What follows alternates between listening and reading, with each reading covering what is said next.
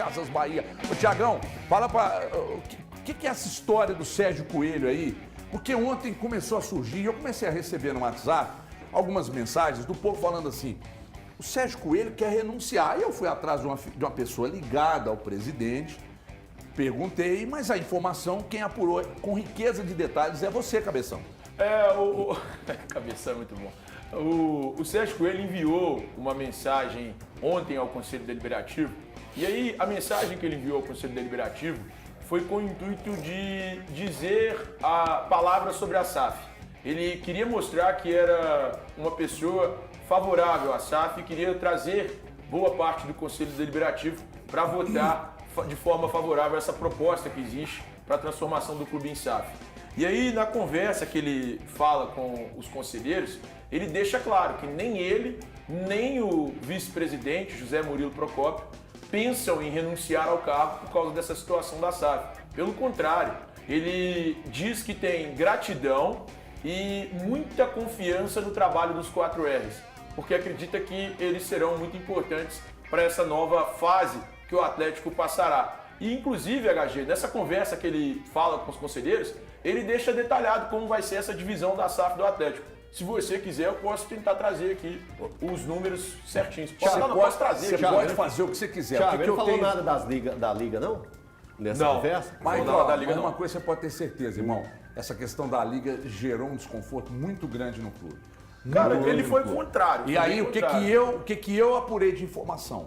O presidente não vai renunciar, mas dificilmente vai tentar a reeleição. Sim. Né? Enfim, pois não, Thiago? Então, HG, só para que o torcedor entenda, sobre a SAF, vai ter um aporte de 913 milhões de reais. E aí esse aporte pela aquisição de 75% do clube.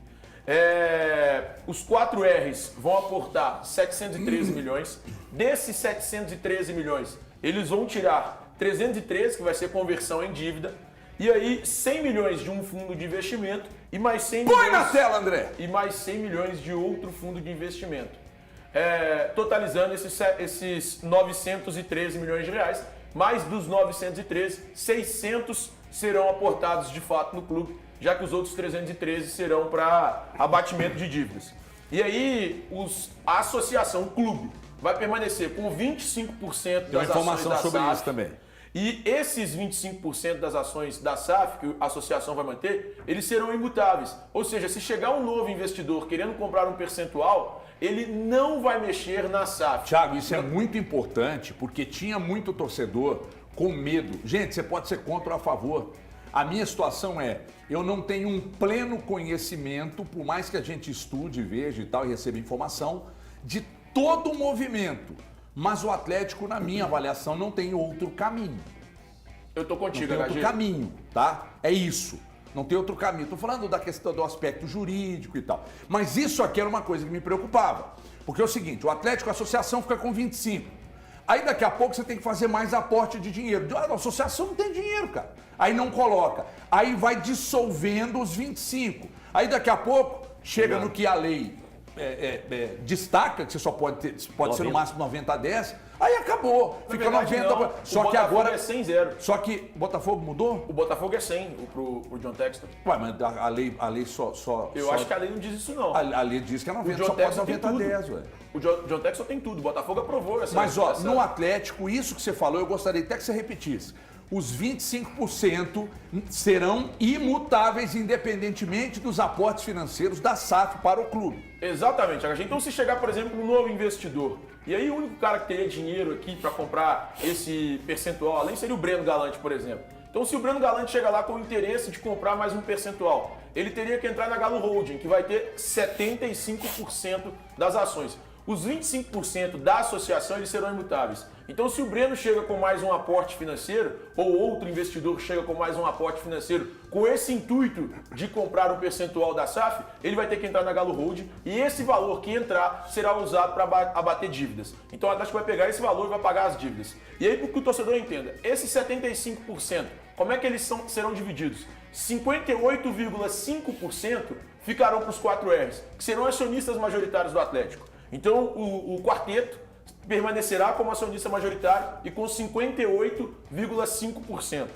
8,25% do clube ficarão com um fundo de investimentos e os outros 8,25% do clube permanecerão com outro fundo de investimentos. Esses também estarão na Galo Holding. O Jeff está dizendo aqui, imutáveis a menos que seja aprovado pelo Conselho, precisa da aprovação do Conselho. Seria bem difícil acontecer. Eu também acho que seria bem difícil. O Galante,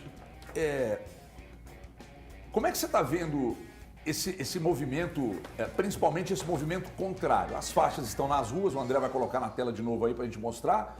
As faixas, tem uma ala da torcida muito incomodada e preocupada, pedindo principalmente para que a coisa seja mais transparente. O Ilan Simões, que é do Sport TV, falou que é necessário que tenham mais transparência. Ele, Ilan, que é especialista no assunto também, tem notado que falta um pouco mais de explicações, os questionamentos precisam ser feitos, eles precisam explicar e tal. O Thiago trouxe algumas das explicações, mas como é que você está vendo também esse movimento contrário aí? Que bom viver num país democrático. Ô Everton, eu ainda tenho várias dúvidas em relação à SAF. Ontem eu fiz uma live no meu canal com o Bolivar, nosso conhecido, que é conselheiro do Atlético, e com o Dr. Cristiano Starling, que é da área de direito empresarial, e ele colocou várias questões que realmente o Atlético ainda não deu uma resposta. O que me preocupa muito é você chegar num ponto em que o Atlético fala que só tem uma saída, um plano só. Isso me preocupa. Você mesmo disse, o Thiago falou, não existe outro plano. Mas ontem na minha live, o doutor Cristiano, que é do MEI, ele citou mais duas formas que o Atlético... Quais as formas? O pessoal pode ir lá no canal do YouTube, Breno Galante, e assistir, porque foram 1h30 de live lá. Mas tem outras maneiras dele conjecturar as coisas. Por exemplo, que o Atlético se transformasse em SAF, mas que fizesse uma cessão para outras pessoas poderem administrar por um determinado prazo. Né? São algumas coisas que eu, sinceramente... Distribuir mais, é isso? Não, você pode fazer... Você passa o administrativo temporário. Entendi. De uma outra maneira, não fazer uma sessão, como está fazendo agora, para um único dono mas de uma maneira como é que seria o aporte de dinheiro a curto prazo, até porque seu fluxo de caixa não passa de agosto? Eu não sou dessa área para poder explicar dessas coisas. Por isso que eu acho que o Atlético poderia explicar. Quando ele vem questionar uma situação como essa, eu acho que o Atlético poderia fazer. Só chegar e falar, não existe outra saída. Tem que ser assim, isso não veja bem, peraí. Isso é importante destacar. O meu posicionamento sobre não existir outra saída, ele é meu. Ele não tem, veja bem, ele não tem nenhuma relação com o fato de alguém ter me convencido, olhando os números, olhando a dívida, olhando os juros que são pagos, olhando toda a situação e olhando o fluxo de caixa que só vai até agosto, eu entendo que não há outro caminho. Talvez alguém consiga me explicar o contrário. Eu entendi o que você disse. Você disse que a única saída do Atlético é a SAF. A curto prazo, principalmente. A SAF, não a forma que está sendo colocada. Porque no momento...